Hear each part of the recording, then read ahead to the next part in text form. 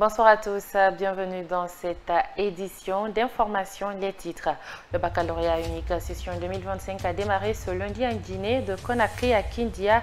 En passant par Séguérin, les autorités étaient mobilisées pour le lancement des premières épreuves de cet examen. Pour cette année, ils sont au total à 72 939 candidats, dont 31 218 filles qui affrontent le baccalauréat dans le pays. Et puis, suite à l'enlèvement de l'ancien bâtonnier, Maître Mohamed Traoré, le Conseil de l'ordre des avocats décide de boycotter les audiences dans les cours de tribunaux. Il décide également de retirer ses représentants dans toutes les institutions et commissions de la transition, y compris le CNT. Les détails à suivre. Voilà pour le sommaire.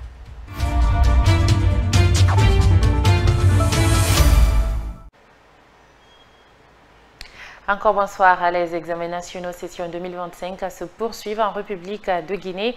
Après l'entrée en 7e année, le BEPC, c'est au tour du baccalauréat unique de démarrer. Le coup d'envoi a été donné ce lundi 23 juin sur toute l'étendue du territoire national. À Conakry, c'est de la commune de Kaloum, au centre de l'école primaire de Koulewondi, que le lancement officiel a eu lieu. Une cérémonie présidée par la gouverneure de la ville de Conakry, Mahawasila Djibabari et Ansou Baïlo-Baldé. Pour cette session 2025, la région de Conakry a enregistré 31 022 candidats au baccalauréat unique qui sont répartis dans 72 centres d'examen. Toutes les dispositions sont prises pour assurer le bon déroulement des épreuves, rassure Kiapato Bari, l'inspecteur général de Conakry. Toutes les dispositions sont prises pour que le baccalauréat, à l'image du brevet et du CEE, se déroule dans les conditions les meilleures. Je suis très satisfait par rapport à l'organisation. L'innovation cette année, c'est l'implication des autorités à tous les niveaux depuis le mois de mai. La tenue de l'atelier préparatoire des examens nationaux. Et nous avons mis en place une feuille de route de la mise en œuvre de la session 2025. Pour le moment, tout se déroule dans les meilleures conditions. Pour Aboubakar Mandela Kamara, de nouvelles directives ont été mises en place cette année pour renforcer l'organisation et la transparence du processus. Vous savez, il y a eu des nouvelles directives qui ont été données également. Il a été instruit pour le cas spécifique du baccalauréat qu'aucun acteur ne doit accéder au centre avec son téléphone. Donc, vu cette nouvelle directive, et nous avons même changé le processus de lancement des épreuves. Donc, on ne fait plus de regroupement des enseignants, des surveillants dans les salles. Donc, toutes les dispositions sont prises sur l'ensemble du territoire national pour que ce baccalauréat puisse se dérouler dans de très meilleures conditions. Donc au jour d'aujourd'hui, tous les acteurs, n'est-ce pas, sont informés des nouvelles directives, ont les règlements généraux et sont déterminés à appliquer ces règlements généraux en toute responsabilité dans un dispositif professionnel approprié. Avant le lancement des premières épreuves, des conseils ont été prodigués aux examens. Youssouf Kamara promet d'en tenir compte. Je lance ce message à tous mes camarades de prendre courage, de se concentrer et d'avoir confiance en soi. C'est le plus important. Donc, avec le courage et la concentration, je crois bien que ça va aller. Selon le ministère de l'Enseignement préuniversitaire et de l'Alphabétisation, pour cette année, ils sont au total 72 937 candidats, toutes options confondues à être en Guinée, qui sont répartis dans 260 centres d'examen à travers le pays. Plus de 45 000 enseignants sont mobilisés pour assurer l'organisation, la surveillance et la correction des épreuves. L'évaluation se poursuivra jusqu'au 27 juin prochain. À Kindia, les responsables locaux et éducatifs ont donné le coup d'envoi du baccalauréat 2025 ce lundi en mettant l'accent sur une atmosphère calme, une stricte tolérance à zéro à l'égard des comportements répréhensibles. Siba Tupouvogi et Kadija Kaba étaient présents pour couvrir l'événement. Suivez. Dans la région de Kindia, le coup d'envoi a été donné par le gouverneur de la région, Le général de la 2e section, Aboubakar Gakiti, au lycée franco-arabe de Kerno-Gibia, en présence des autorités locales et éducatives, le gouverneur a exhorté les candidats à aborder ces examens avec sérénité et à prendre leur destin en main. Le général Gakité a délivré un message d'encouragement. L'école franco-arabe pour le lancement des épreuves de baccalauréat 2025. Cela me donne une opportunité de conseiller les candidats, les candidates, pour leur dire de travailler avec sérénité, de dire de travailler avec rigueur, de dire de travailler avec abnégation. Parce que le bac, c'est quelque chose qui est préparé depuis la rentrée de l'année universitaire. Et c'est le jour J. Donc, on est fier quand on a son résultat. On est fier quand on a le bac sans tricherie. Pour cette session 2025, l'inspecteur régional de l'éducation de Kindia, Mamadi Gakité, a rappelé les mesures strictes mises en place pour garantir la crédibilité des examens. Vous savez que depuis bien longtemps, ça fait des années qu'on lutte contre ce système de fraude électronique. C'est-à-dire que les téléphones qui rentrent dans les centres, à partir de là, on photographie les sujets, on fait sortir. Il y a des personnes malhonnêtes qui sont de l'autre côté, qui essaient de traiter les sujets et font entrer aux enfants. Et vous savez que cela dévalorise notre système, notre examen. Donc depuis belle lutte, comme je viens de le dire, l'État se bat contre ce phénomène. D'abord la fouille, parce que le seul élément qu'on a maintenant, c'est la fouille. Le bac qui a démarré ce lundi prendra fin le vendredi 27 juin. Allons à Sigiri à présent, où le lancement du baccalauréat unique a connu la présence des autorités à tous les niveaux de la préfecture. Plus de 4000 candidats, toutes options confondues, sont inscrits pour affronter les épreuves. Suivez la correspondance à Dousman Osekondé. Le lancement officiel des épreuves a eu lieu ce lundi 23 juin 2025 à l'école Ousmane Doussou Kamara. Le directeur préfectoral de l'éducation de Sigiri, Mamadou Touré, a fait une invite aux candidats. Pour le moment, tout se passe bien parce que l'organisation qui a été mise en place, le dispositif, tout est déjà prêt sur le plan matériel, sur le plan humain, sur le plan organisationnel pour tout dire, pour que vraiment les épreuves se passent très bien. Et c'est aussi l'occasion pour nous de lancer un appel pressant. D'abord aux candidats pour dire que c'est un test, c'est un examen, c'est une évaluation. Ils n'ont qu'à écrire ce qu'ils connaissent parce qu'en réalité, la fraude n'arrange personne. La tolérance zéro est toujours de mise pour des examens réussis. C'est dans cette optique que Gassim Keita, le superviseur préfectoral des examens du pré-universitaire, a invité à la sérénité pour le bon déroulement du baccalauréat unique à Sigiri. Et depuis l'entrée en 7e année, BEPC et aujourd'hui le baccalauréat unique, enseignement franco-arabe, je suis à Sigiri, mes sentiments sont les meilleurs. Je disais tantôt dans une classe qu'à travers l'entrée en 7e, le BEPC à Sigiri, pour le moment, le bilan est positif. On ne voulait pas aller contre à cela. Et par rapport à cela, comme on a commencé par sensibiliser, qu'on doit continuer, pas de téléphone, pas de documents, pas de triche. Sous l'égide du président de la République, son Excellence Général Mohamed Doumbia, notre ministre, son Excellence Jean-Paul Sedi, a bien voulu faire des examens de cette année, des examens normaux. Le préfet de Sigiri, colonel Ibrahima Douramoudou Keita, s'est réjoui des dispositions prises par les autorités éducatives pour que l'examen se déroule dans un climat de paix et de quiétude. Je suis très satisfait. Je ne fais qu'encourager monsieur le DPE, le délégué et le superviseur, l'organisation qu'ils ont mis en place. Et cette fois-ci, vraiment, Sigiri, je souhaite que le Sigiri soit premier. Plus de 30 000 candidats sont inscrits en 2025 au compte de la préfecture de Sigiri au CEE, au BEPC et au baccalauréat unique, selon les autorités éducatives préfectorales. Et puis, le Conseil de l'Ordre des avocats décide de boycotter les audiences dans les cours et tribunaux suite à l'enlèvement dont a été victime à l'ancien bâtonnier Maître Mohamed Traoré. Le barreau décide ainsi de retirer ses représentants de toutes les institutions et commissions de la transition, y compris le CNT. Les avocats ont annoncé ces mesures ce lundi après une rencontre à la Cour d'appel de Conakry. Reportage à Mamadou Tanouba.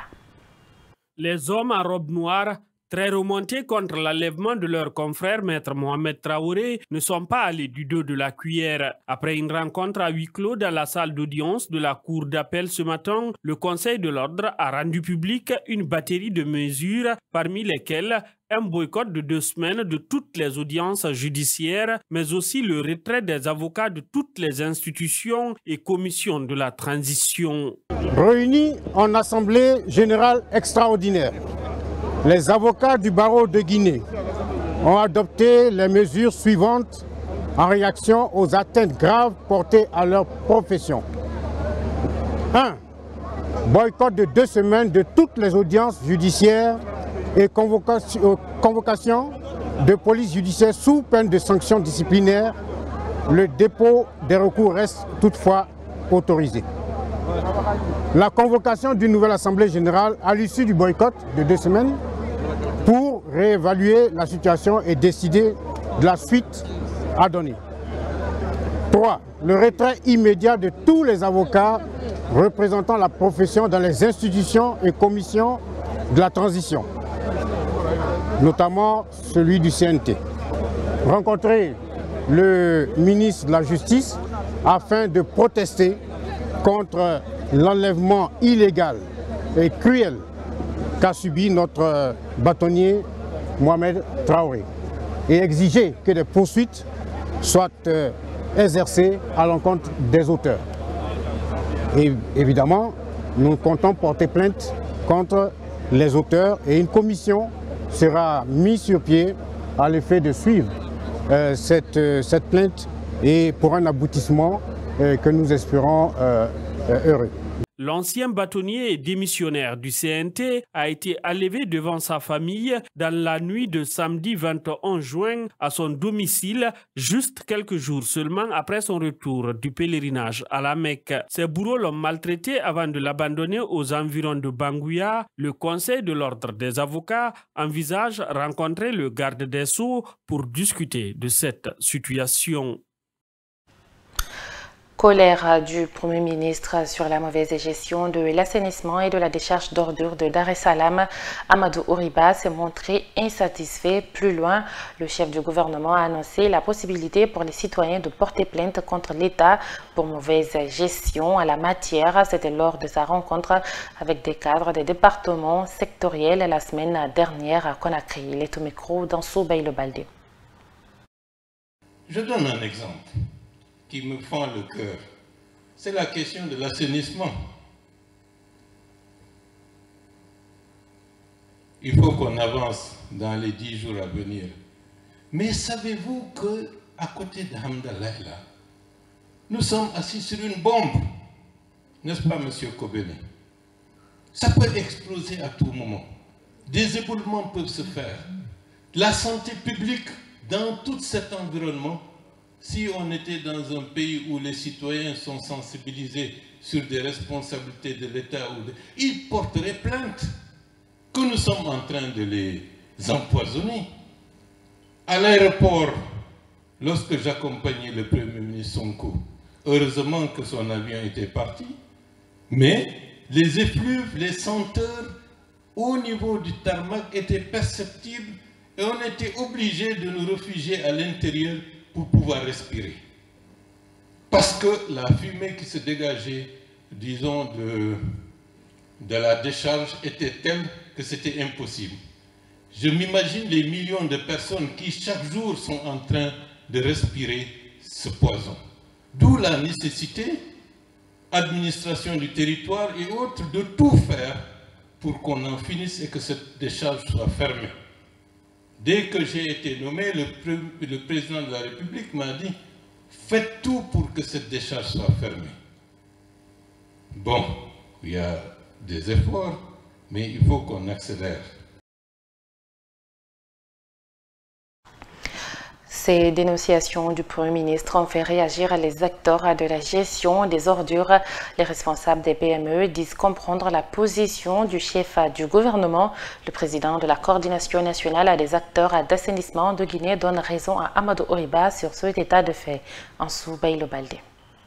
En donnant raison au Premier ministre qui n'est pas satisfait de la gestion des ordures et de l'assainissement à Conakry, Sékou Keïta, acteur du domaine, évoque les difficultés des PME dans la précollecte de déchets dans les ménages jusqu'aux zones de tri. Il a raison, bien sûr, ça couvre toutes ces zones, les fumées notoires de la décharge.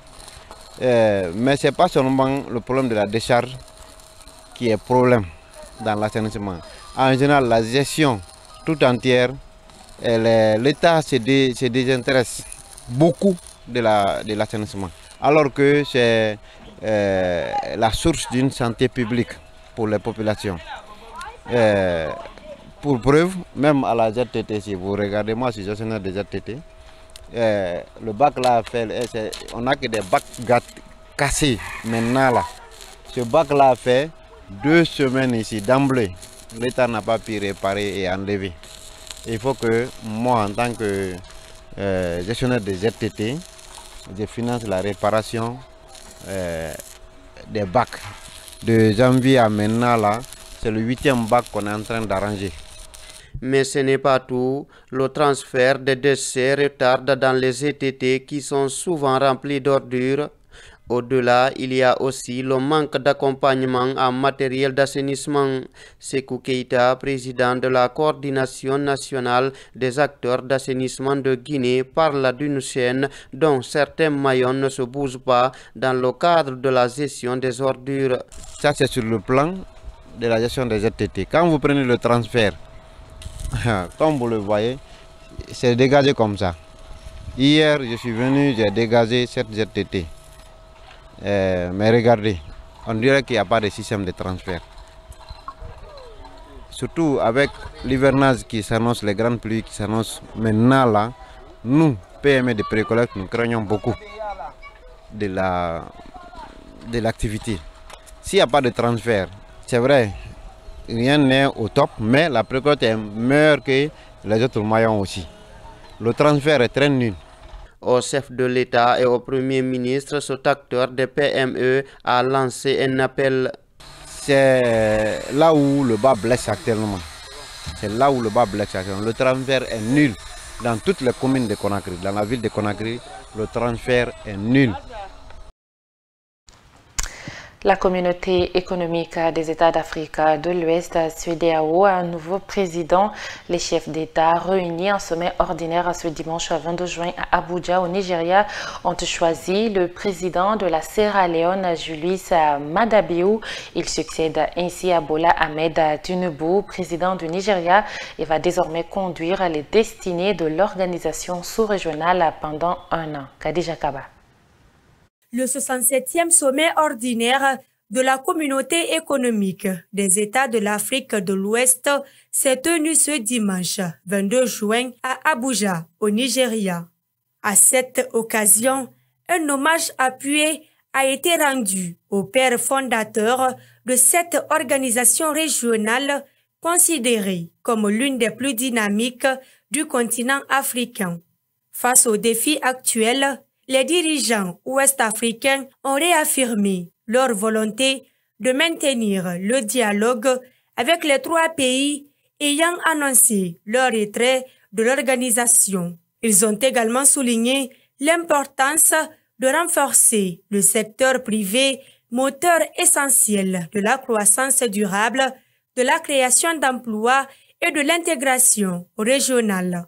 Les chefs d'État ont lancé un appel en faveur d'une organisation accrue, d'un engagement politique renforcé et d'une action collective résolue pour préserver la paix et la stabilité en Afrique de l'Ouest. Au terme du sommet, le président nigérian, son Excellence Bola Ahmed Tinubu, a transmis la présidence en exercice de la conférence des chefs d'État et de gouvernement à son homologue sierra-léonais, son Excellence Julius Maada-Bio. Ce dernier s'est engagé à œuvrer pour une CEDEAO unie, reformée et résolument tournée vers les aspirations de ses peuples. Et pour finir, Alassane Ouattara se dirige-t-il vers un 4e mandat? Rien n'est encore certain. À l'issue d'un congrès organisé par son parti, le président ivoirien a été désigné candidat du RHADP pour l'élection présidentielle prévue le 25 octobre prochain. S'il a accepté de reprendre la tête du parti, Ouattara entretient encore le flou autour de sa candidature. Mohamed Lamine Dafé. Le Rassemblement des eaux-fouettistes pour la démocratie et la paix, RHDP, parti au pouvoir en Côte d'Ivoire, a une nouvelle fois renouvelé sa confiance au président Alassane Ouattara pour la présidentielle du 25 octobre prochain. Mais si le chef de l'État a accepté de présider à nouveau le parti, il n'a pas encore confirmé s'il sera candidat à cette élection. Ibrahim Youssoufou Diawara, observateur de la scène politique ivoirienne. Le président Ouattara, il a accepté d'être le président du parti, selon lui-même ses propos, garder la stabilité au sein du parti et accompagner les militants. Pour ce qui est de sa candidature, il n'a pas encore, il a dit avoir entendu les militants et qu'il répondait jour à venir, voilà, aux Ivoiriens, puisqu'il est le président de tous les Ivoiriens. Mais en ce qui concerne, est-ce une stratégie ou pas? Je pense que c'est de garder la stratégie ici, c'est de garder l'opposition ivoirienne dans le flou. Parce que jusque-là, elle ne sait pas quel candidat affronter afin d'affiner, n'est-ce pas, sa stratégie. Donc il est clair que le président Ouattara va peser en tout cas, et peut-être s'il n'est pas candidat, pesera dans les années à venir. La question, c'est comment et à quel niveau. À 80 ans, Alassane Ouattara fait-il toujours l'unanimité au sein de son parti? Ibrahim Youssoufou Diawara précise. Bon, c'est le choix des militants. Je pense que il est important comme en démocratie, de respecter le choix des militants. Le président Ouattara lui-même, dans ses récentes déclarations, disait qu'il était toujours en pleine forme. Les militants estiment que le président a encore du potentiel et peut leur apporter beaucoup. Donc je pense que si c'est leur choix, il est important de le respecter. Le président ivoirien briguera-t-il un 4e mandat consécutif? Rien n'est encore sûr, mais tous les scénarios restent envisageables. Et voilà, c'est la fin de cette édition d'information. Merci à tous de l'avoir suivi. Au revoir.